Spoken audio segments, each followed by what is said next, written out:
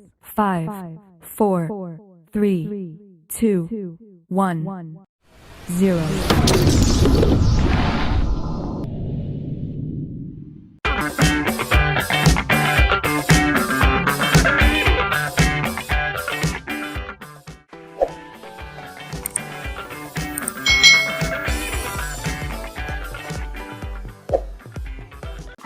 Hai.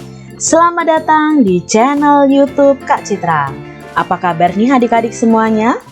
Kak Citra berharap kalian dalam keadaan yang baik, sehat, dan semangat untuk belajar.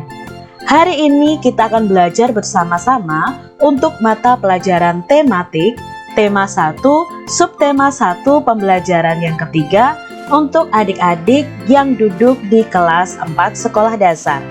Kita langsung belajar dengan penuh semangat. Permainan tradisional apa yang ada di daerahmu? Lalu bagaimana cara memainkannya adik-adik? Hari ini kamu akan mengenal dan mencoba beberapa permainan tradisional yang bisa kalian mainkan dengan teman-teman kalian. Yang pertama ada permainan yang namanya adalah benteng-bentengan. Nah, di kelas 2 ini kalian pernah belajar dan bermain tentang benteng-bentengan nih. Bagaimana cara memainkannya? Yuk kita simak bersama-sama. Benteng-bentengan atau rerebonan adalah permainan yang dimainkan oleh dua kelompok penawan dan tertawan. Masing-masing kelompok terdiri atas 4 sampai dengan 8 orang yang memiliki satu tempat sebagai markas. Markas atau benteng bisa berupa sebuah tiang, pohon, ataupun pilar. Nah, di sini kalian akan saling melawan ya adik-adik. Siapa yang tertangkap baik oleh pihak penawan atau pihak tertawan dari kelompok yang 1 dan kelompok 2, maka kalian akan menjadi tertawan di kelompok tersebut adik-adik. Contohnya kamu kelompok 1 dan ternyata ketika kamu dikejar kamu tertangkap, maka kamu akan menjadi tertawan di kelompok 2. Seperti itu adik-adik dalam bermain benteng-bentengan. Nah, teman kalian di kelompok 1 harus berusaha menyelamatkan kalian dan tetap melindungi bentengnya. Yang kedua adalah permainan gobak sodor. Permainan gobak sodor atau galah asin atau galasin dilakukan di lapangan. Karena bermainnya merupakan kotak persegi panjang dan dibagi menjadi beberapa bagian secara horizontal dan vertikal. Nah, di sini lapangan permainan gobak sodor ini berbentuk persegi panjang yang diberi garis adik-adik. Nah, di sini nanti ada 2 tim lawan dan tim yang menjaga. Nah, tim lawan harus berusaha lari dari depan menuju garis yang paling belakang atau kotak yang paling belakang. Nah, tim penjaga harus menjaga supaya tim lawan tidak sampai ke garis yang paling belakang. Lalu menjaganya bagaimana Kak Citra? Ya jangan sampai tim lawan itu bisa masuk ke kotak berikutnya. Ya, kalau kalian bisa menyentuh tim lawan kalian, berarti kalian harus bertukar tim ya. Yang tadinya jadi tim jaga, kalau tim jaganya bisa menyentuh tim lawan, maka tim jaga akan menjadi tim lawan. Seperti itu dalam permainan gobak sodor. Untuk lebih lengkapnya lagi, kalian bisa cari informasi tentang permainan tradisional yang ada di daerah kalian masing-masing. Indonesia memiliki banyak permainan tradisional yang sangat menarik. Banyaknya jenis permainan tradisional ini menunjukkan keragaman budaya yang harus kita jaga. Selain memiliki permainan tradisional yang beragam, Indonesia memiliki musik tradisional yang beragam pula. Bunyi yang dihasilkan suatu benda juga berbeda-beda. Nah, pada pembelajaran sebelumnya kita sudah belajar tentang alat musik tifa, ada kecapi, ada kendang, ada angklung, ada saluang, dan lain sebagainya. Demikian pula dengan bunyi yang dihasilkan oleh alat musik tradisional itu juga berbeda-beda. Bagaimana bunyi tersebut bisa sampai ke telinga kita? Pernahkah kalian berpikir adik-adik, mengapa kita bisa mendengarkan suara atau bunyi dengan telinga kita? Nah, kita mau lakukan percobaan nih. Nanti ada 3 percobaan yang bisa kalian lakukan di rumah kalian masing-masing. Percobaan yang pertama adalah tujuannya mengidentifikasi apakah bunyi itu bisa merambat melalui udara. Alat dan bahan yang perlu kalian sediakan adalah selang plastik panjangnya 2 meter atau lebih adik-adik. Langkah kerjanya, pegang salah satu ujung selang dan meminta temanmu memegang ujung lainnya. Jadi sama-sama memegang ujung selang. Dekatkan ujung selang ke telinga. Jadi salah satu kamu atau temanmu itu mendekatkan selangnya di telinganya. Minta temanmu atau kamu berbicara melalui ujung selang yang dipegang. Dengarkan dan catat apa yang ia sampaikan. Nah, nanti di sini yang satu selangnya itu diletakkan di dekat telinganya, lalu yang satu itu berbicara.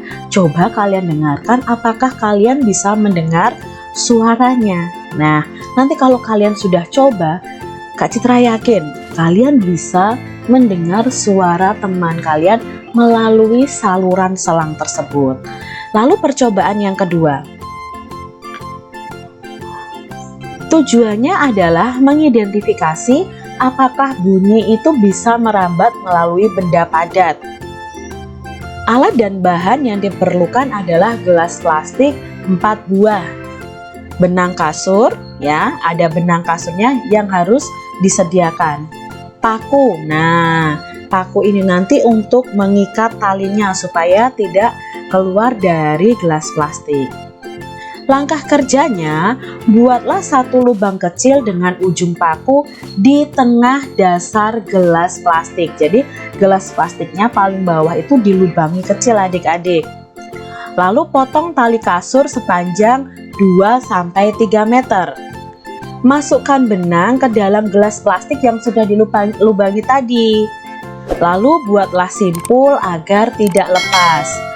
Lalu berbicaralah dengan temanmu melalui telepon gelas plastik ini. Jadi kalian bisa saling berbicara nanti adik-adik. Kalau temanmu mendengarkan berarti letakkan gelas plastiknya di dekat telinga. Kalau kamu yang berbicara, maka kamu bisa berbicara melalui gelas plastiknya. Lepaskan benang dari gelas plastik.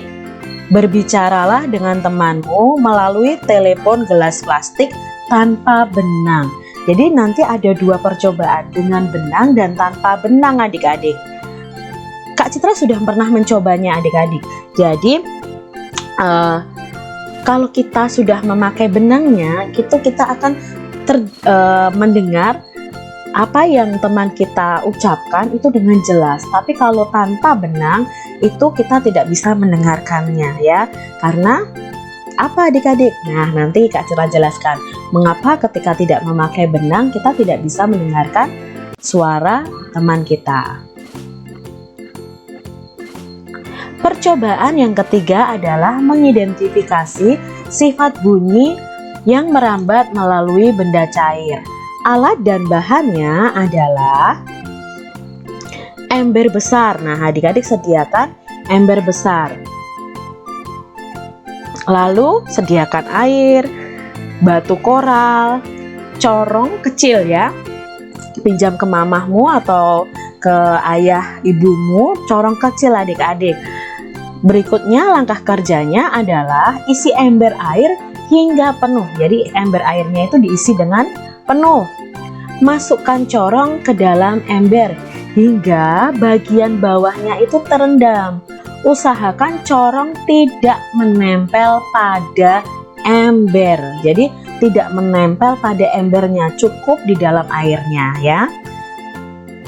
Ketuklah salah satu sisi ember dengan menggunakan batu secara perlahan. Sementara itu, dekatkan telingamu pada bagian atas corongnya. Nah, seperti gambar ini adik-adik. Apakah kalian nanti bisa mendengar? Pasti bisa mendengar adik-adik. Mendengar ketukan batu yang kalian pukulkan ke ember besar tadi. Nah, di sini kita bisa mencatat tentang sifat bunyi merambat. Bunyi merupakan gelombang yang perambatan arahnya sejajar dengan arah getarnya. Bunyi dapat terdengar jika memenuhi syarat sebagai berikut. Yang pertama, ada sumber bunyinya. Kalau kalian berbicara, berarti sumber bunyinya adalah kalian sendiri adik-adik. Lalu ada media penghantarnya. Tadi ketika kita berbicara dengan telepon, gelas plastik, ada media penghantarnya, yaitu benangnya. Ketika benang itu dilepas, kita tidak bisa mendengarkan. Ada pendengarnya, itu adalah syarat bunyi dapat didengar. Bunyi yang berasal dari sumber bunyi sampai kepada pendengar itu dengan cara merambat. Bunyi dapat merambat melalui media perantara, udara, zat cair, dan benda padat. Nah, dari percobaan tadi, kalau yang percobaan pertama, kita memakai selang. Itu media perantaranya adalah udara. Seperti kita bicara seperti ini, media perantaranya adalah udara. Nah, ketika kita ke percobaan ketiga mendengar suara ketukan batu di ember yang berisi air, kita mendengarnya dari corong tadi, itu membuktikan bahwa bunyi itu merambat melalui zat cair. Dan yang benda padat itu adalah percobaan yang kedua. Kita memakai telepon, gelas plastik, dan benang kasur tadi. Nah, itu membuktikan bahwa udara itu bisa merambat melalui media perantara udara. Bunyi itu bisa merambat melalui media perantara udara, zat cair, dan benda padat. Bunyi tidak dapat merambat tanpa adanya media perantara atau media penghantar di sini. Kalau kalian berada di ruang hampa udara itu berarti tidak ada udara adik-adik di situ. Otomatis kalian tidak akan bisa mendengarkan suara atau mendengarkan bunyi. Itu kalau kita berada di ruang hampa udara. Bunyi yang merambat melalui benda padat dan zat cair akan terdengar lebih jelas dibandingkan bunyi yang merambat melalui udara adik-adik. Jadi lebih jelas kalau melalui benda padat dan benda cair. Pada pembelajaran sebelumnya, kamu sudah membaca cerita tentang siap menghadapi musim hujan. Bacalah sekali lagi cerita tersebut dan tulislah gagasan pokok dan gagasan pendukungnya. Nah, kita ingat lagi adik-adik, apa itu gagasan pokok dan gagasan pendukung? Setiap bacaan biasanya terdiri atas beberapa paragraf. Nah, di setiap paragraf itu memiliki gagasan pokok yang didukung oleh gagasan pendukung. Gagasan pokok adalah ide utama yang dibahas dalam suatu bacaan. Dapat berupa kalimat inti atau berupa pokok paragraf. Gagasan pendukung adalah uraian atau tambahan informasi untuk gagasan pokok. Jadi gagasan pokok ini inti atau ide utamanya, sedangkan penjelas-penjelas di kalimat berikutnya itu adalah gagasan pendukung. Kita perhatikan lagi bacaan siap menghadapi musim hujan. Nah, ini di pembelajaran 2 sudah kita pelajari. Hari ini kita akan belajar menentukan mana gagasan pokok, mana yang gagasan pendukung. Musim hujan hampir tiba. Warga Desa Kampung Babakan berdiskusi untuk melakukan kerja bakti. Mereka berencana membersihkan selokan. Mereka sepakat ketika selokan bersih, warga tidak akan kebanjiran.